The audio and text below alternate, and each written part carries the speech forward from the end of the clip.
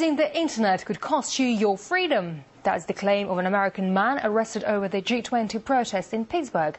The FBI accused him of using social networks to help organize demonstrators. And although the charges were later dropped, a precedent for internet arrests has now been set. In this day and age, you're either a user yourself or you know someone who is addicted to either Facebook or Twitter or both. Social networking sites draw millions of hits every day. But how safe are you when you say or do something on the web? You may think there's a limited number of things you could do on the internet that could get you in trouble. But as it turns out, in the U.S., the list is growing almost every day. And one man in New York has been finding this out the hard way. Michael grows tomatoes up on his roof. More tomatoes here.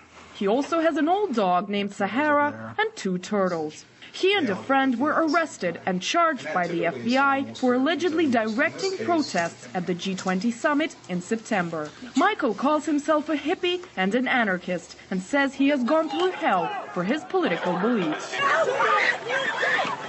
I think all authoritarian governments don't like internal protesting. The whole idea of the G20 protests was to try to talk about the richest people in the world getting together, making decisions for the 90% of us. Michael was accused of tweeting the whereabouts of police officers to protesters and informing the demonstrators about law enforcement actions.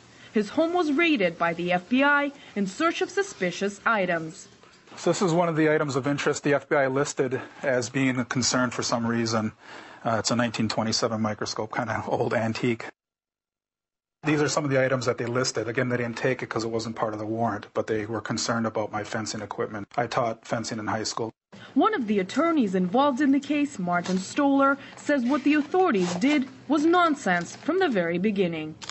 If you're walking down the street with somebody in the course of a lawful demonstration and you say to that person, hey, don't go down that street because the police have said don't go there. They've issued an order to disperse. That speech telling somebody else what to do is totally protected. It's not counseling a criminal act. It's trying to avoid committing a criminal act. All charges against Michael and his friend have now been dropped, but a precedent for arrest over Twitter has now been set for the first time in American history. Anastasia Churkina,